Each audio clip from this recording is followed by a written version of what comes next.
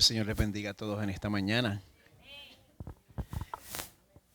Mi nombre es Miguel Medina, soy el pastor titular aquí en Crosspoint Español y estoy pasando un periodo de transición en mi vida en el cual si hago esto no veo lo que tengo al frente, me pongo esto no los veo a ustedes.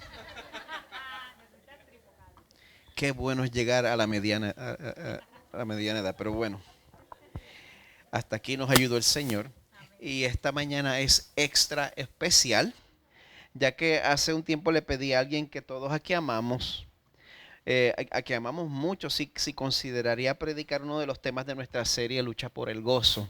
Y aunque Pedro aprecia, ama y respeta la palabra de Dios, él no dejó que eso se interpusiera, ni por un momento vaciló en aceptar la invitación. Así que gracias por tu corazón dispuesto. Y como muchos de nosotros, como pude haber probado el día de ayer, Pedro sirve de manera incansable. Eh, Pedro está convencido de que la palabra de Dios describe y retrata al ser humano perfectamente. Nos retrata que es algo increíble. Pero esa manera incansable y sacrificada en la que Él nos sirve, porque si yo me pongo a darle la lista en la cual Pedro nos ha servido y continúa sirviéndonos, es ridículo. Así que, eh, y eh, la ayuda que recibimos de Él es tal que todos ustedes se dan cuenta y todos estamos agradecidos por eso. Y nos deja ver el amor que tú tienes por tu Salvador. Por eso les voy a pedir que lo hagamos sentirse como en casa y que recibamos lo que Él tiene para nosotros con el mismo amor que Él nos sirve. Amén. Así que vamos a darle la bienvenida a nuestro predicador invitado, Pedro Pérez.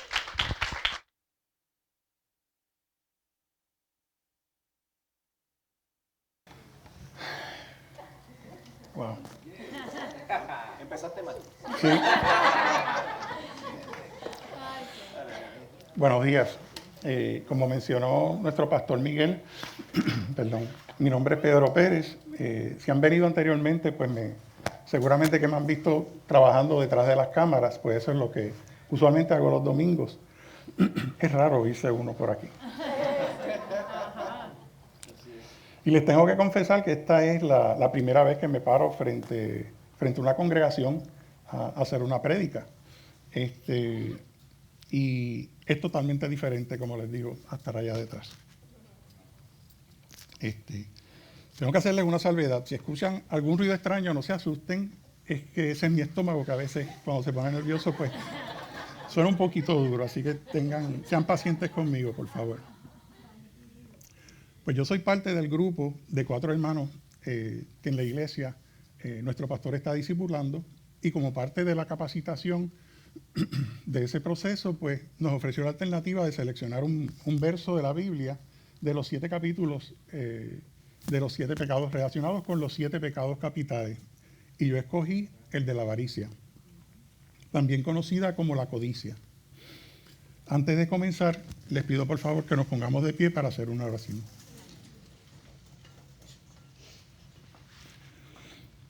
Gracias, Padre, por la bendición que tú me das de poder estar esta mañana junto a los hermanos de Crosspoint Español. Te ruego que mires nuestro corazón y permitas que yo pueda ser portador de tu palabra con la interpretación correcta de tu evangelio y no con la interpretación de mi corazón, que siempre es engañoso. De igual forma te pido que abras los corazones de las personas que la escuchen, para que este mensaje les sirva de confrontación, corrección y consuelo. Amén. Y todo esto lo pedimos en el nombre de Jesús de Nazaret. Gracias, amén. Amén. Bueno, déjame coger un poquito de agua porque se me seca la garganta y no he empezado.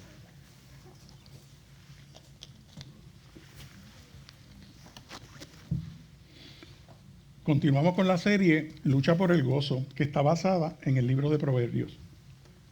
El libro de Proverbios tiene 3 autores, que son Salomón, que escribió los capítulos del 1 al 29. Agur escribió el capítulo 30.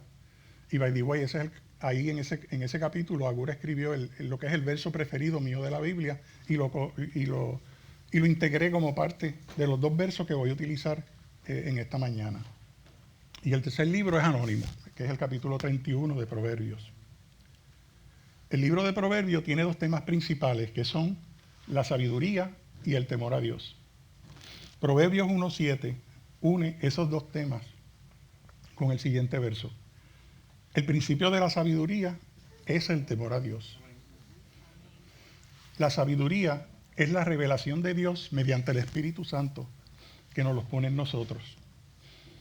Y para tenerle temor a Dios hacen falta 2 cosas. Primero, que lo conozcamos. Y segundo, que hayamos tenido un encuentro con Él. Si no hemos tenido ese encuentro con Él, jamás en realidad vamos a poder sentir lo que es el temor a Dios.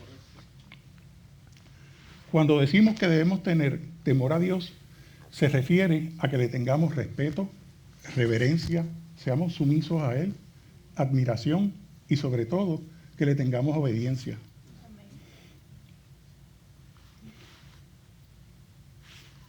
Deseo mencionarles que cuando conocemos a Dios, tenemos un encuentro con Él y lo obedecemos. Si ese encuentro no es verdadero, el Espíritu Santo va a querer cambiar nuestras vidas. Es la única forma que lo podemos hacer si ese encuentro es verdadero. Y nos va a pasar como dice 2 de Corintios, que dice, de modo que si alguno está en Cristo, nueva criatura es. Las cosas viejas pasaron. He aquí, todas hechas nuevas. Amén. Como cristianos, esto nos impone a nosotros una responsabilidad, y es una responsabilidad nueva. Y tiene que ver con que sepamos y hayamos identificado cuál va a ser nuestro norte ahora.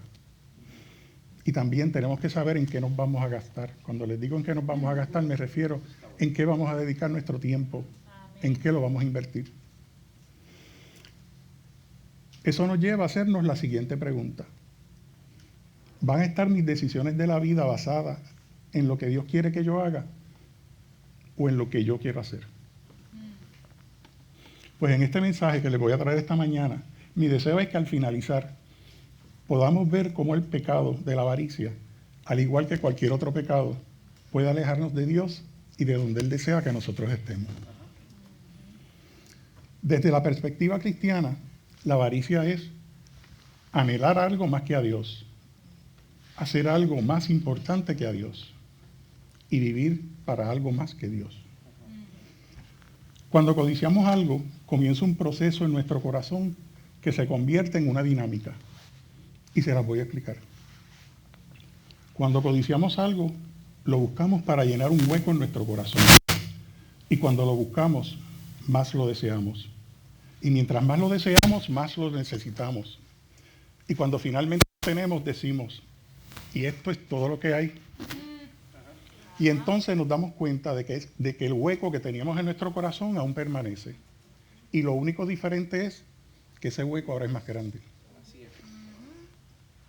Yo sé que todos nosotros quizás nos podemos identificar con esto y les quiero traer aquí una pequeña analogía, algo que, no analogía, sino, yo pensaba cuando estaba escribiendo esto y buscando información, que yo no me consideraba una persona codiciosa y que yo no lo era. Pero a medida que fui trabajando con esto, me di cuenta que en realidad hay dos instancias en mi vida, y son más, en la cual en realidad fui bien codicioso. Les voy a traer una que es bien sencilla y la vivo a menudo. Y Carlos, mi hijo, que está aquí, les puede decir. Yo soy fotógrafo y comencé la fotografía hace años, retratando a mi familia, a mi esposa, a mis hijos. Y empecé con cámaras de película, de film. Entonces, le doy seguimiento a varios escritores, a varios youtubers que hablan sobre las cámaras y sobre estas cámaras viejas que tienen 25 y 30 años. Entonces, un día me topé con uno que tenía una cámara que fue con la que yo usualmente comencé hace 25 o 30 años, mis hijos eran chiquitos. Y creo como una necesidad en mi corazón, y más bien lo que hizo fue recordarme de esos tiempos. Y fue como una añoranza, un deseo que yo sabía que estaba y que lo tenía en mi corazón, pero al verlo a él y ver esa cámara me trajo esos recuerdos. Rápido fui a eBay, me metí en el internet a través de eBay, vi la cámara que estaba en una condición, como dice en inglés, mint condition. La cámara estaba brutal, excelente. Y rápido lo que hice fue, pues chequeé el precio. Estaba en mi presupuesto, pues la compré. Ahí comienza un proceso bien raro, y es de que lo compré temprano y por la noche me pongo a mirar rápido a ver por dónde venía la cámara. Venía de Japón. Y me dan el tracking number y yo, qué bueno, ya tiene el tracking number, ya comenzó la cámara a llegar hablando. Por la mañana cuando me levanté, lo primero que hice, primero que nada, fue coger el celular y seguir el tracking number. Y entonces comenzó esta ansiedad. Durante el día, pues lo que pensaba era en la cámara, porque lo que me tenía en la mente era yo en ese tiempo, hace 30, 45 años, mis hijos chiquitos, yo con mi esposa, y los momentos buenos que yo tuve con esa cámara. Entonces, llegó el segundo día, yo vi que por fin la cámara salió de Japón, ya estaba llegando a Estados Unidos, me levantaba, bueno, me acostaba y me levantaba siguiendo, tenía ¿cómo es? Estaba así, una obsesión, correcto. Tenía una obsesión con el seguimiento y recibir la cámara. Hasta que por fin, al tercer día, tocaron la puerta, llegó el chofer de FedEx. Y él venía con la cajita. Y para mí, la cogí así mismo, él me la entregó, yo cogí, la metí fui a la cocina, la puse en el counter, busqué un cuchillo para abrirla con cuidado, la abro. Veo que entonces de momento sale esa pelota así, que era la cámara envuelta con este foam que tiene muchos layers de burbujas y cosas. Y estaba todo envuelto de tape. Cojo un cuchillo de nuevo y me pongo con cuidado a abrirlo, que no la fuera a guayar. Y cuando la abro, la cámara hace así, pop, pop, y la miro. Y yo digo, wow, ¿cómo es posible que esta cámara que tiene 25, 30 años esté en estas buenas condiciones? Miré el lente que no tuviera hongo. Abrí el compartimiento de la batería, que el ácido no lo hubiera dañado. Bueno, y era, ¿saben hasta lo que yo vi? ¿Cuántos aquí han visto los postings de Margarita? Yo sé que muchas personas, cuando ella pone en Instagram, que ella le pone como unas estrellitas y sale un glow. Pues miren, yo tenía la cámara en el counter y eso era lo que yo veía, los glows que ella le pone. Y entonces llegó el momento pues de coger la cámara y usar. Y le puse el film y me puse pues a tomar fotos. Y noté que de momento ese entusiasmo como que se iba pasando. Y ya el tercer día no me importaba mucho la cámara. Y donde vino a terminar fue en el tablillero de mi cuarto, donde tenía 2 cámaras también, que yo creo que eran más viejas que esa. ¿Qué pasa? Lo que les quiero decir con esto, que esto es un ejemplo relativamente pues sencillo, pero esto nos puede pasar con objetos y con personas. Y cuando nos pasa con una persona, créanme, cuesta duro. El costo de eso es bien duro. Yo lo viví. Eso es materia para otro día, pero no se lo deseo a nadie. Lo que los quiero llevar rápidamente es sobre cuando deseamos algo, lo buscamos para llenar un hueco en nuestro corazón. Y cuando más lo buscamos, más lo deseamos. Ese fue el proceso que yo pasé. Yo vi la cámara y básicamente, pues, nada, la tenía en mente todo el tiempo. Y cuando finalmente lo tenemos, decimos, y esto es todo lo que hay. Eso fue lo que me pasó con la cámara ya el tercer día. Pues la codicia hace eso. Y entonces nos damos cuenta de que el hueco que teníamos en nuestro corazón aún permanece. Como al cuarto o quinto día, me puse a ver de nuevo a los youtubers y apareció otra cámara que también me interesaba. Es cíclica, esto es cíclico, gente. Y tenemos que tener cuidado con la dinámica de esto porque nos puede tocar de cerca. La avaricia y la codicia la hemos visto dramatizada tanto en el cine como en la literatura. En el cine tenemos la película Wall Street, la filmaron creo que en el 1987 y se hizo famosa por una frase que decía en inglés, "The greed is good", la codicia es buena. En la literatura tenemos el libro de Charles Dickens, que escribió A Christmas Carol, el libro que se titula Christmas Carol, y trata sobre la historia de este señor que se llamaba, ese mismo, Ebenezer Scrooge, y me da trabajo pronunciarlo. Y es Ebenezer Scrooge, que era un hombre viejo extremadamente codicioso. Y finalmente tenemos el libro más importante de la humanidad, el libro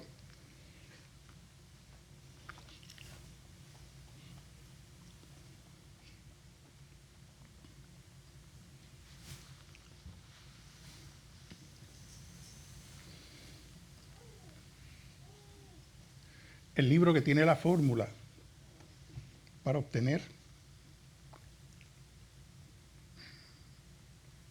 gozo permanente.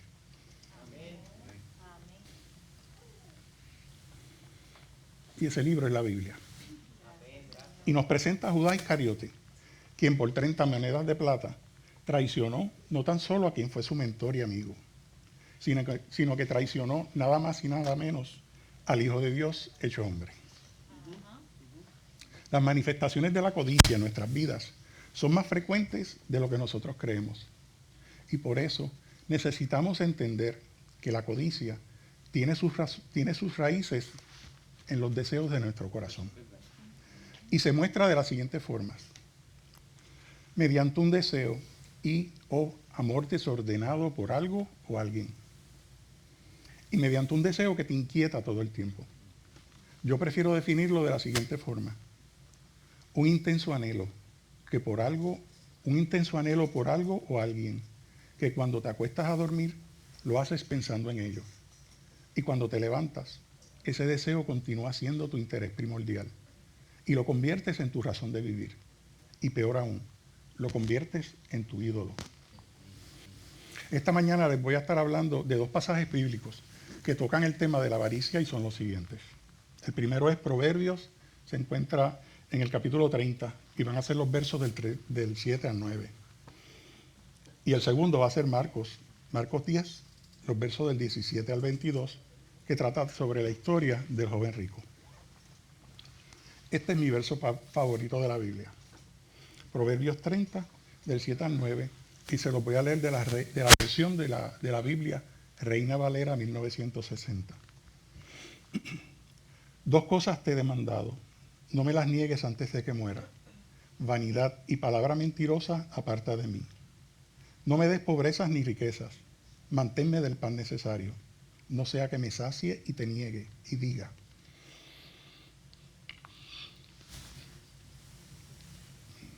¿quién es Jehová? O que siendo pobre,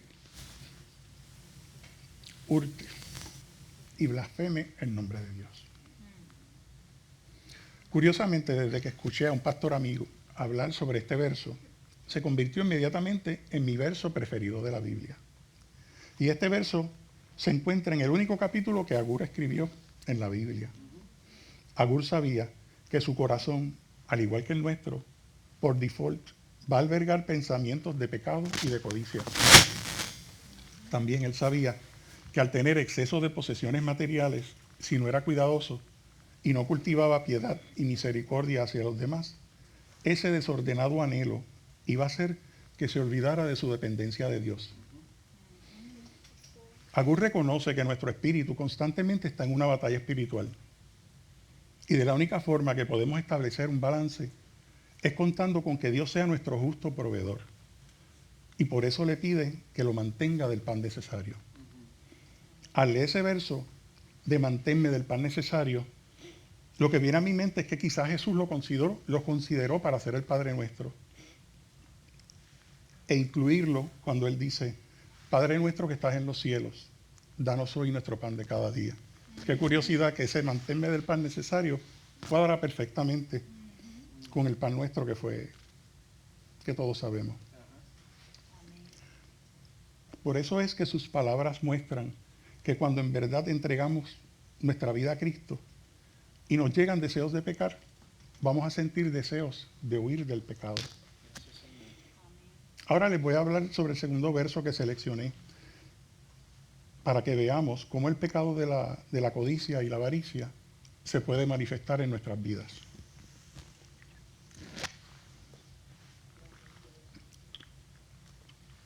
Y es el verso de Marcos 10, que se encuentra en Marcos 10, capítulo 10, los versos del 17 al 22, de nuevo, es la versión de la Reina Valera. Y es la historia del joven rico. Al salir él para seguir su camino, vino uno corriendo e hincando la rodilla delante de él le preguntó: Maestro bueno, ¿qué haré para heredar la vida eterna? Jesús le dijo: ¿por qué me llamas bueno? No hay ninguno bueno sino solo uno, Dios. Los mandamientos sabes: no adulteres, no mates, no hurtes, no digas falsos testimonios, no defraudes. honra a tu padre y a tu madre. Él entonces respondiendo le dijo, Maestro, todo eso lo he guardado desde mi juventud. Entonces Jesús, mirándole, le amó. Le amó y le dijo, una cosa te falta. Anda, vende todo lo que tienes y dalo a los pobres, y tendrás tesoro en el cielo. Y ven, sígueme tomando tu cruz. Pero él, afligido por esta palabra, se fue triste, porque tenía muchas posesiones. Marco nos explica que tenemos aquí a este joven rico que viene a hacerle a Jesús una consulta. Y es importante notar que Marco indica que este muchacho, este joven rico, llegó corriendo donde él y se pone de rodillas. Esto nos deja saber que este joven estaba ansioso y desesperado, pues venía corriendo hacia Jesús. Y también nos indica que le tenía respeto y honor, pues deja claro que se puso de rodillas delante de Jesús. También muestra que estaba sumiso y deseoso de aprender cuando se dirige a Jesús llamándolo buen maestro. Cuando leí este verso, me dio curiosidad de saber más sobre este joven rico, pues para mí era extraño que una persona joven y adinerada tuviera preocupaciones sobre la vida eterna. Y quería saber dónde se ubicaba él en términos de la sociedad en ese tiempo. Y encontré lo siguiente. En esa época existían los saduceos y los fariseos. Los fariseos son mejor conocidos como los faris, porque ustedes saben que nuestro pastor Miguel los llama los faris con mucho cariño. Los saduceos pertenecían a una clase social alta, mientras que los fariseos pertenecían a la clase media. Y a diferencia de los saduceos, los fariseos creían en la resurrección y las tradiciones religiosas de la ley de Moisés. Por lo tanto, puedo deducir que este joven no era saduceo, porque a pesar de que pertenecía a la clase social, está claro que creía en la vida eterna y quería alcanzarla. Una meta que es inusual en alguien de su posición y juventud. Y cuando le dice a Jesús, Maestro bueno, ¿qué tengo que hacer para heredar la vida eterna? Jesús le contestó la pregunta con otra pregunta. ¿Por qué me llamas bueno? Ninguno hay bueno sino solo uno, Dios. Mi primera impresión cuando escuché la contestación de Jesús fue que quizás Jesús estaba admitiendo que él no era bueno y que solo su Padre Dios lo era. Pero no era eso. Lo que sucede es que Jesús sabía que el joven rico no reconocía con quién estaba hablando y no sabía que estaba hablando con Dios encarnado con Dios encarnado en Jesús. Y lo que le llamaba la atención a Jesús era que el joven rico tenía un entendimiento superficial de lo que es ser bueno.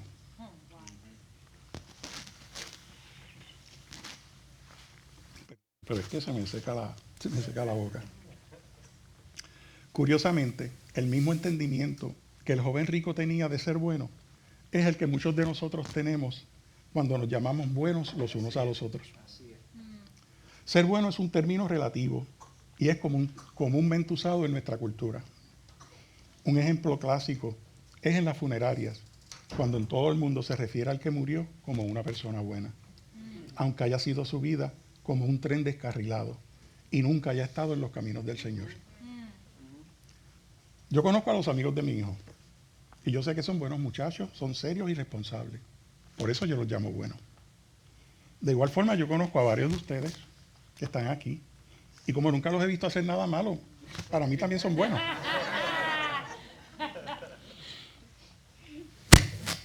Ahora, como decimos en Puerto Rico, les voy a estirar el chicle un poquito con una analogía. Yo tengo un perro que se llama Choncho.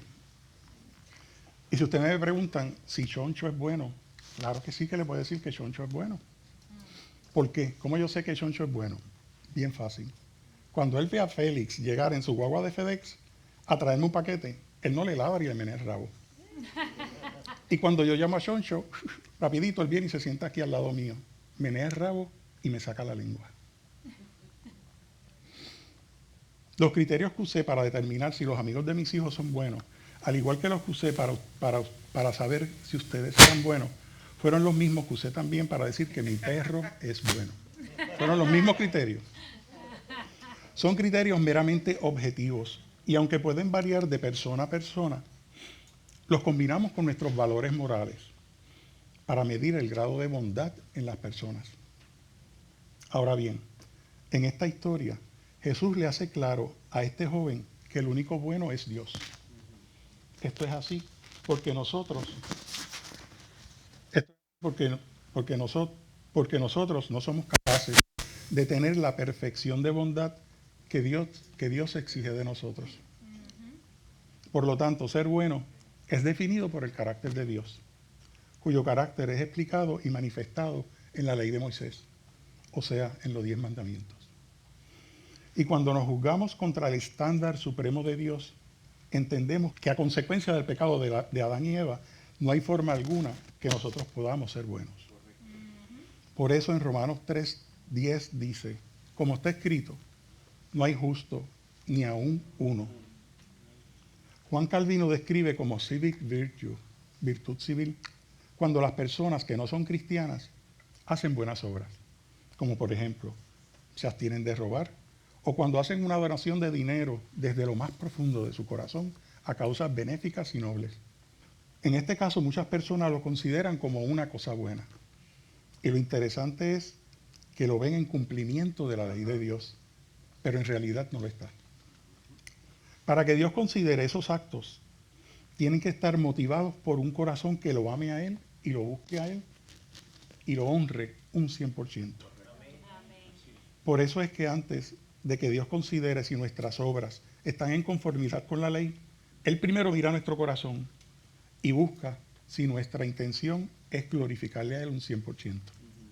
Por eso, desde el punto de vista de Dios, no hay ninguno justo y no existe tan siquiera uno.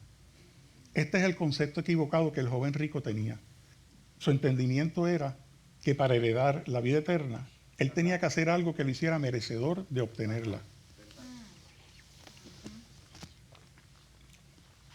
El joven rico observaba la ley, pero en realidad no la entendía. Pero Jesús, antes de hablarle del Evangelio, lo llevó directo a la ley, o sea, a los mandamientos. Y esto fue lo que Jesús le contestó cuando preguntó, ¿qué haré para heredar la vida eterna? Tú conoces la ley, dijo Jesús. Y fíjense que le mencionó 6 de los 10 mandamientos. Y lo interesante es que solo le mencionó los que tienen que ver con la conducta y el comportamiento que debemos llevar con los demás. Y dejó fuera los que tienen que ver con Dios.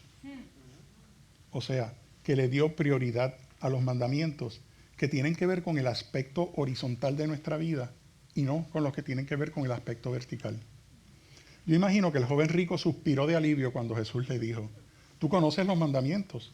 Con su contestación, el joven rico lo que le quiso decir a Jesús fue, si todo lo que tengo que hacer es eso, esto es pan comido. Yo siempre he obedecido la ley, no he cometido adulterio, nunca he robado. Yo nací en una comunidad judía y me sé todos los mandamientos. Los tengo escritos aquí en mi corazón. Y todas esas cosas las he cumplido desde que era un niño. Pero Jesús pudo haberle dicho, espera, párate ahí. Mira, mijo, desde que tú te levantaste hoy, no has podido cumplir ni uno de los 10 mandamientos. Pero Jesús no lo hizo.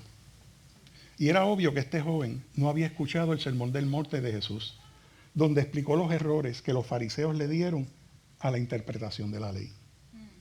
Como por ejemplo, que nadie puede vivir perfectamente el cumplimiento de los mandamientos excepto Jesús. Pero esto no significa que los mandamientos fueran irrelevantes en nuestras vidas. El joven rico no entendía que la ley de Moisés prohibía el pecado de adulterio.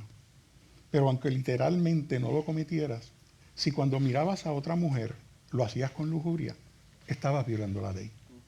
Aun cuando no le hayas quitado la vida a una persona, si has estado molesto con alguien por causa justa, y si has odiado a tu hermano o lo has insultado, habías violado la ley contra el asesinato. Lo que Jesús le reveló fue que Dios requiere mucho más que el mero entendimiento y obediencia de la ley. El joven rico no entendía eso. Él tenía un entendimiento bien superficial de lo que es ser bueno y de los mandamientos. Y aún albergaba la esperanza de que por sus propios esfuerzos se podía ganar la entrada al cielo.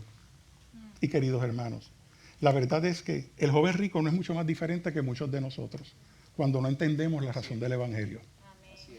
Esto me recuerda que hace un tiempo escuché a R.C. Sproul decir, en un estudio informal que hizo a un grupo de personas cristianas y le preguntó lo siguiente: si tú murieras hoy, estuvieras frente a Dios y Él mirándote a los ojos te preguntara, ¿por qué debería dejarte entrar en mi cielo?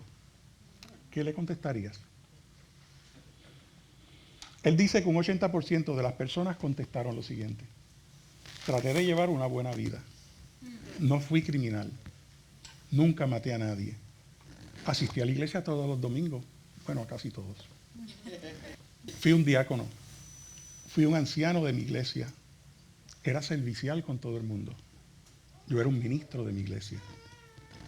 Las personas estaban descansando en el desempeño de sus buenas obras y en la mera obediencia a los mandamientos. Pero hay un detalle que se nos olvida, y es que el propósito de la ley, o sea, los mandamientos, son para que nos apunten al Evangelio y nuestros pecados puedan ser expuestos y nos hagan abandonar los deseos de ganarnos el reino de Dios por nuestras obras. ¿Y saben qué significa eso? Que si, por ejemplo, hemos estado envueltos en un divorcio legítimo, o estamos envueltos en el pecado de la pornografía o la lujuria, o en cualquier otro tipo de pecado, y pensamos que esos eran imperdonables, estamos equivocados. Porque por esos pecados es que Cristo murió en la cruz. Y si ponemos nuestra confianza en Él y somos justificados por fe, todos nuestros pecados serán perdonados. Esas son las buenas noticias del Evangelio. Amén. Gracias, Señor. Por eso es que Jesús no le cae arriba al joven rico con un discurso diciéndole que lo estaba haciendo mal. No le dice que aún de pequeño él no guardó todos los pensamientos, todos los mandamientos. Perdón. Ni tampoco le dice que no entiende el Evangelio. Ni que mucho menos entiende lo que es la justificación por fe. En lugar de eso, lo que Jesús quería era ayudarlo a que entendiera lo que estaba sucediendo. Marcos dice que luego que el joven rico dijo que había cumplido todos los mandamientos desde su juventud, Jesús hizo lo que para mí es lo más hermoso de esta historia. Marcos dice: entonces Jesús, mirándole, le amó. ¿Saben qué? Yo no creo que el comportamiento de este joven rico era arrogante. Aunque sus contestaciones quizás lo eran, su actitud no lo era. En verdad creo que él quería saber cómo heredaría la vida eterna, porque él creía haber obedecido los mandamientos toda su vida. Posiblemente este joven era un experto cumpliendo la ley, pero como dicen los abogados, se quedó corto en el entendimiento del espíritu de la ley. Lo que me vino a la mente cuando Marcos dice que mirándolo lo amó, fue como cuando una gallina extiende sus alas para abrazar sus pollitos, y más aún, me demostró que cuando nuestro Señor reconoce que estamos perdidos, como este joven rico, como lo estaba yo, y como quizás también muchos de ustedes, su corazón se llenó de compasión y nos amó. Gracias, Señor. También creo que Jesús, cuando lo miró, quiso abrazarlo diciéndole: ¿no te das cuenta? De la única forma que vas a poder entrar al reino de Dios es si tú no traes nada en tus manos. Tienen que estar vacías. Gracias, Señor. Tienes que recibirlo como un niño. No es algo que puedes comprar ni puedes ganar. Es imposible que te lo merezcas, porque jamás vas a poder comportarte perfectamente bien ante los ojos de Dios. La entrada al cielo la otorga Dios por gracia, solamente por su gracia. Amén. Pero Jesús le quería señalar su error y en otras palabras le dice: tan solo te falta un pequeño detallito. Y es que regales todo lo que tienes, cojas tu cruz y me sigas. De esa forma podrás entrar al reino de Dios. En otras palabras, Jesús le estaba diciendo: tú alegas haber obedecido todos los mandamientos. Ok, vamos a comenzar con los primeros dos. Amar a Dios sobre todas las cosas y no jurar su santo nombre de Dios en vano. Jesús sabía que el dinero era el ídolo y su Dios. Probablemente este joven rico habrá ido diariamente a rezar a la sinagoga, pero lo que consumía su mente todo el tiempo eran preguntas relacionadas a su fortuna. Y esto ocupaba un lugar primero que Dios en su corazón. Jesús le dijo: tienes que deshacerte de todo lo que te mantiene alejado de Dios. Tienes que hacerlo.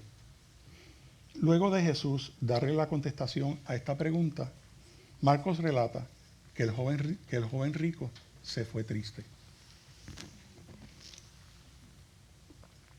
Pero yo creo que su pena fue mayor que la tristeza que sentía. Y se fue afligido, desilusionado y sobre todo se fue bien devastado. Y el mismo que llegó a Jesús corriendo y contento y ansioso, se alejaba de él cabizbajo y triste. La ceguera de la codicia había hecho que este joven no viera que al frente de él estaba la perla más preciada del universo y todos los tesoros del mundo. Este joven pasó a la historia como el hombre que no aceptó negociar un centavo a cambio de $1.000.000. Wow. Y esta analogía se queda corta, comparada con la realidad de lo que Jesús le podía ofrecer. Wow. Él pensó que sus posesiones tenían más valor que Jesús y prefirió tener su cuenta de bancos a tener acceso al reino de Dios. Hermanos, no quiero terminar sin antes decirles que erróneamente se cree que la Biblia dice que el dinero es la raíz de todos los males. Tanto el dinero como los anhelos de prosperar en la vida no son malos. Lo que la Biblia en realidad dice es que el amor al dinero es la raíz de todos los males. Y lo mismo sucede cuando nosotros anteponemos a Dios nuestros anhelos. En ocasiones, al igual que el joven rico, no permitimos que Dios trabaje con ciertas áreas de nuestras vidas que necesitan restricción de acceso. Y al hacerlo, ¿saben lo que le estamos diciendo a Dios? Aquí no te metas, yo soy el que mando aquí. Hermanos, no debemos de hacer eso.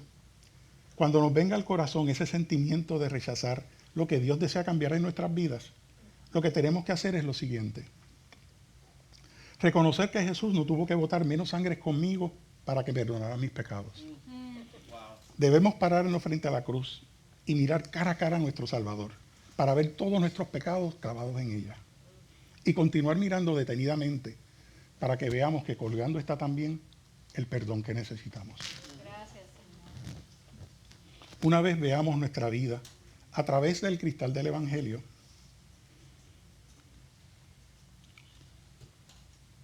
debemos preguntarnos si el destino que Dios escogió para nuestra vida es el destino donde nos encontramos ahora. Oremos. Padre amado, te damos gracias porque a través de la historia del joven rico pudimos ver que a pesar de que tú conocías la codicia que arropaba su corazón, antes de reprenderlo, lo miraste con amor. Y eso demuestra la gran misericordia que sentiste hacia él. Y te damos gracias porque sabemos que de igual forma tú tienes para nosotros misericordias nuevas cada mañana. Te ruego que el Espíritu Santo nos continúe mostrando las áreas que necesitamos cambiar para ser agradables a ti. Y que cuando llegue el día de encontrarnos cara a cara frente a ti, tú nos puedas decir, en lo poco fuiste fiel, sobre mucho te pondré, estás en el gozo de tu Señor. Gracias. Amén y muchas gracias.